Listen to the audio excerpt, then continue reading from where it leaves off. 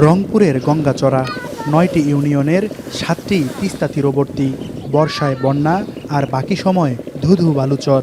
সংসার সচলে এখানকার বেশিরভাগ মানুষের ভরসা কৃষি। তবে তিস্তার দোলাচলের মতোই অনিশ্চিত তাদের জীবন আর জীবিকা। গঙ্গাচড়া উপজেলার সঙ্গে সিটি কর্পোরেশনের ৯টি ওয়ার্ড মিলে রংপুর ১ আসন। দুঃখ দুর্দশা যাদের নিত্যসঙ্গী, তাদের দুয়ারেও এসেছে নির্বাচন। তামাকের সময় ধানের সময় কাজ একটু হয় আর কাজ নাই।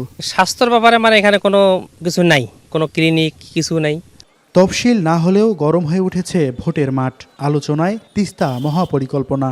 প্রতি বছরে ২-৩ বার করে ভাঙন আসে, আর যারা এমপি হয় আমাদের ২-৪ কেজি চাল অথবা কাপড় দেয়, আমরা এগুলো চাই না। যখন ইলেকশন আসে তখন ভালো ব্যবহার, ভালো সুন্দর ব্যবহার, সুন্দর ভাষায় কথা বলে। যখন এমপি হয়ে যায় তখন আর এদিকে নদীতে আপনারা ভাসি যান, ভাঙ্গিছড়ি বাড়িঘর নদীর সব ভাঙ্গিছড়ি যায়, কেউ আর দেখতে আসে না। ১৯৮৬ সালের পর থেকে এই আসনে ছিল জাতীয় পার্টির একচ্ছত্র আধিপত্য।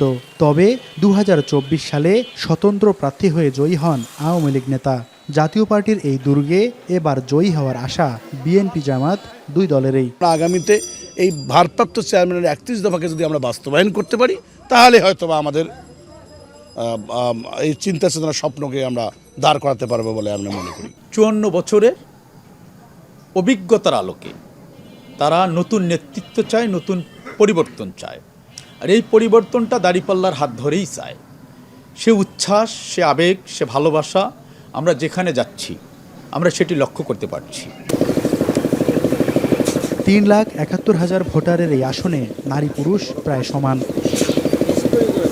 তিস্তায় জেগে ওঠা চরে আগামীর স্বপ্ন বুনছেন এখানকার কৃষকরা। তিস্তার সঙ্গে লড়াই করে বাঁচায় সব মানুষদের প্রত্যাশা তিস্তা মহাপরিকল্পনা বাস্তবায়ন, কর্মসংস্থান আর নিরাপদ জীবনের। যে প্রার্থী ভোটারদের প্রত্যাশা পূরণে আস্থা অর্জন করতে পারবেন, ভোট যাবে তার দিকেই। Mahmud Rafin, star news, Rangpur.